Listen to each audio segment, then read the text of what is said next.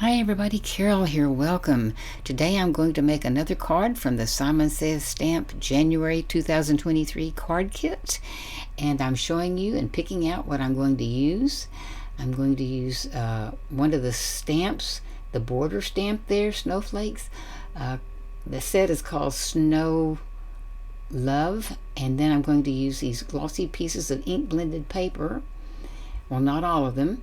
And so I'm stamping off onto a piece of white and inking this up, and you might can see the lines that I've drawn. This is where I want to stamp the border on, and you'll see why here in just a minute. So I'm trying to be careful about lining it up. I do have to go back and do some tweaks at the very end. It wasn't as straight as I thought it was, but anyway, that's okay. It worked out fine. And so I'm going to do it at both ends. So I'll flip it around and do the other, and you can see how cute this border stamp is. It really, it's a pretty stamp, and I like it. And cleaning it up a little bit there. And again, taking a little bit of time lining it up with that pencil line. Trying to get a really good impression here.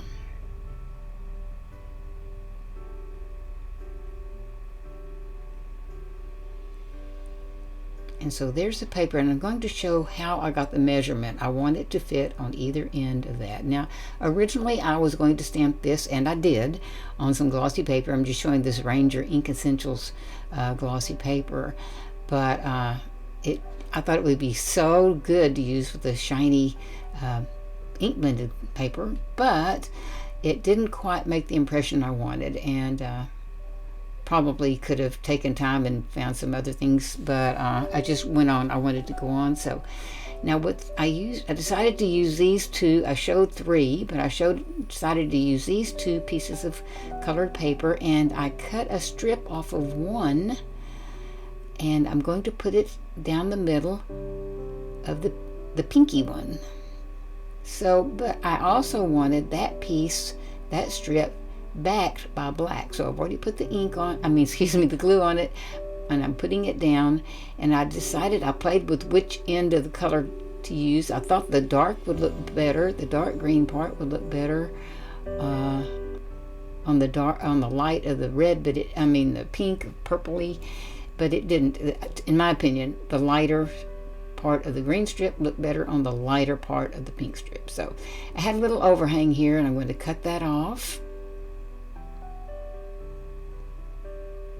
And then that's what it looks like. It almost looks like a gift package, doesn't it, with ribbon around it. Now this is what I got into my head I wanted to do. I used their snowflake, and I could just put them right on top in a line. That would be fine, but I thought, no, I want the snowflakes to look as if they're coming out from behind the strip. And so I just cut my snowflakes in half. And by the way, there is the snowflake die in the kit, and that's what this is, and I just love it. And so I'm lining it up, and I did a little bit of tweaking, seeing exactly where I wanted to put it. I have glue only on the little center circle. Then I'm going to turn it over and line up the other halves. And no, it's not exactly accurate that would be one half would come out on one side of the strip. But if I did it, just put the strip on top of the snowflake, you'd cover up half of the snowflake. So that's why I did it that way. And so more snowflake would show. And it could be, if you had that folded over pieces of paper for a front of a card, it could line up that way. So I don't think it matters that much. So get those glued down, and I'll show you how simple it was to just cut that snowflake in half. You can well imagine, but you might think, well, how do I determine the middle of the snowflake? And I didn't use any pencil lines or anything else. I just held it up. I decided to go between two of the arms of the snowflake, or spokes if you want to call them that. And so I'll show you here. Just went between those two. I thought that was the easiest way to do it, and I didn't try to make it perfect by any means, and I didn't. But anyway, so that's how simple it was, just to cut them in half. A little close-up view there. I think all kinds of things could be done with just this concept. So I'm going to glue this to a backing sheet using my Tombow Mono Multi Glue. And if you set it aside and let it dry to go from wet and glossy to clear, then it becomes repositionable, as I say all the time. So that's why I love Tombow Mono Multi Glue. So I'm pulling in my stamped piece, and I do want the lighter part to be considered the top.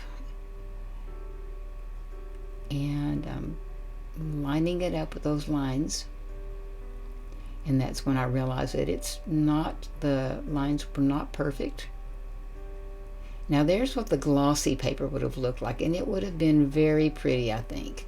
And had I worked with it some more, I could have gotten a better impression. It's a brand new stamp, first time I'd ever used it, so and use a different kind of ink. But anyway, so the gap in the line was bugging me, so I went back and got this was a Millennium pen, but just a fine tip black ink, and went back and I'm moving so slowly because I don't want to mess up the whole thing, and little bitty short lines.